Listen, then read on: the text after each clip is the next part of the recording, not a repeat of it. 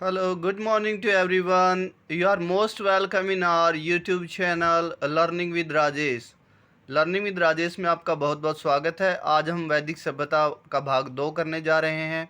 कल हमने चारों वेदों के बारे में, आर्यों के निवास स्थान के बारे में और विद्वानों के मत के बारे में पढ़ा था।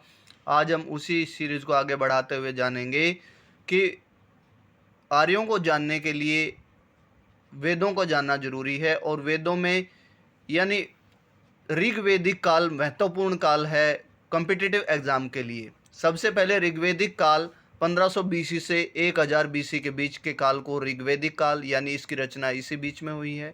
उसके बाद आर्यों को जानने का प्रारंभिक स्रोत कौन सा माना गया है? ऋग्वेद माना गया है।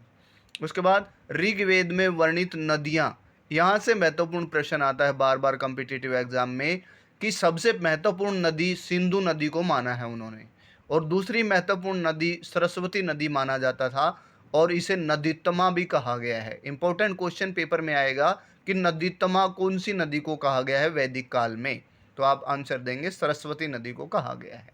उसके बाद ऋग्वेद मानता है कि आर्यों का निवास स्थान सप्त सैंधव प्रदेश था। अब सब सैंधव प्रदेश में सिंधु नदी और बहुत सी नदियों को माना गया है और उन नदियों के ऋग्वेदिक नाम क्या क्या थे, ये आपके लिए अगर डिफ़िकल्टी टाइप आता है क्वेश्चन पेपर का तो बहुत इंपॉर्टेंट हो जाता है। तो देखिए, सतलज नदी का नाम सतुद्री रखा गया है ऋग्वैदिक काल में। रावी नदी को परुषणी कहा गया है। आपने पढ़ा कि 10 राज युद्ध हुआ था 10 राजाओं के बीच में पुरुषणी नदी यानी रावी नदी के तट पर। चेनाब को अस्किनी कहा गया है, झेलम को वितस्ता कहा गया है और व्यास को विपासा कहा गया है। अब बात आती है कि यहाँ कंफ्यूजिंग क्वेश्चन है कि झेलम और व्यास के आंसर एक जैसे लग रहे हैं आपको कि झेलम को वितस्ता कहा गया है और व्यास को विपासा कहा गया है। गोमल को गोमती नदी कहा गया है, काबुल को कुभा और गग्गर को द्विजसती नदी कहा गया है। उसके बाद राजनीतिक व्यवस्था बहुत इम्पोर्टेंट है, यहाँ से पंचायत सेक्रेटरी में क्वेश्चन आया हुआ था। तो देखिए, राजनीतिक व्यवस्था में 3 पार्ट होते थे देश के। सबसे पहले गांव यानी ग्राम, ग्राम के सभापति को ग्रामीणी कहा जाता था। विस, विस के मुखिया को विस्पति कहा जाता था। और जन, राष्ट्र के लिए प्रयोग किया गया शब्द है, उसे जनपति या राजा भी कहा जाता था। उसके बाद राजा का पद आनुवंशिक होता था और राजा को चुनने के लिए लोगों की आम सभा का प्रतिनिधित्व करने वाली एक संस्था होती थी। जैसे अब हम आम लोगों की सभा है और वो अपने रिप्रेजेंटेटिव को चुनते हैं, उस रिप्रेजेंटेटिव को चुनने वाली संस्था को समिति कहा जाता था। यानी जैसे कि हमने एमएलए चुन लिए, एमएलए की सभा को क्या नाम दिया गया? अब विधानसभा, यहाँ पर उसे समिति कहा गया है। उसके बाद अगला पॉइंट, सभा। श्रेष्ठ व अभिजात लोगों की सभा को सभा कहा जाता था, यानी जिसमें अमीर लोग, श्रेष्ठ लोग, मुखिया मुखिया लोग आते थे, उसे सभा कहा जाता था। विदत, आम लोगों की यानी जनसभा को, बहुत से बड़ी लोगों की सभा को विदत कहा जाता था। अब अगला पॉइंट है, महिलाएं भी सभा और विदत में भाग ले सकती थी जब उनकी मीटिंग होती थी। उसके बाद अगला और महत्वपूर्ण वेरी वेरी इंपॉर्टेंट क्वेश्चन है, भरत और पुरु कबीला मिल करके कुरु कबीला कहलाए हैं।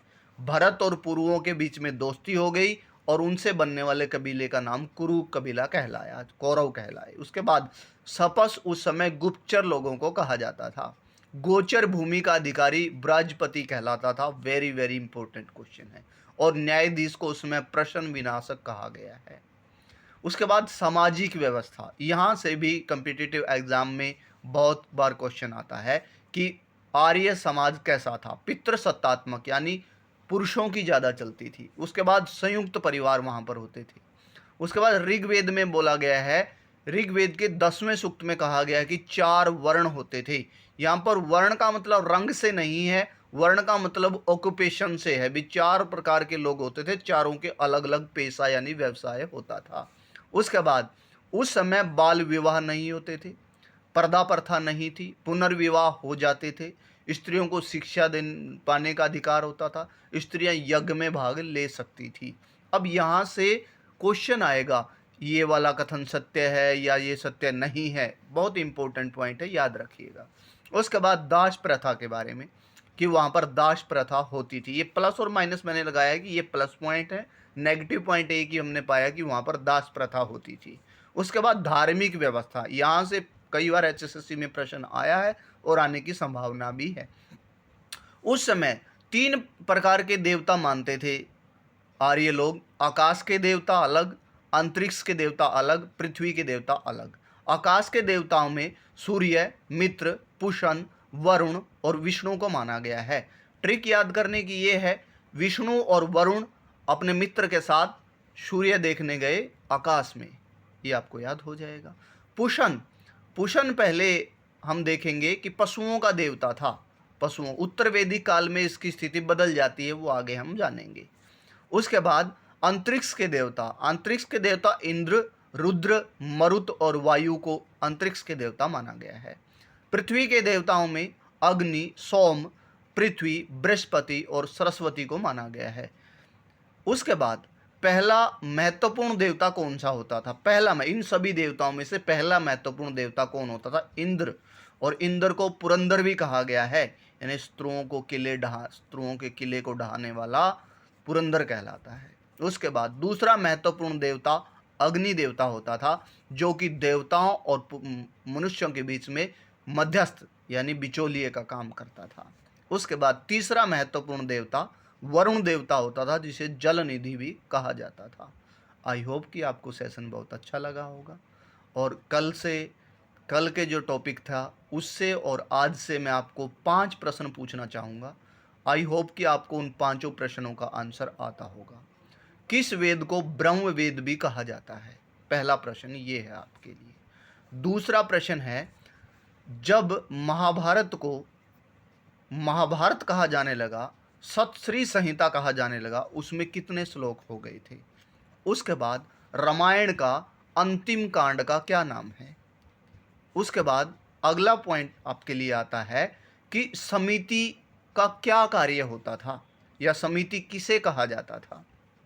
उसके बाद अगला और लास्ट का प्रश्न आज का मेरा है कि विष्णु और सूर्य को किन देवताओं की श्रेणी में रखा जाता था। आई होप कि आपको सेशन बहुत पसंद आया होगा। सेशन पसंद आए तो लाइक कीजिए, शेयर कीजिए, सब्सक्राइब कीजिए। Thank you and have a nice day ahead. Thank you.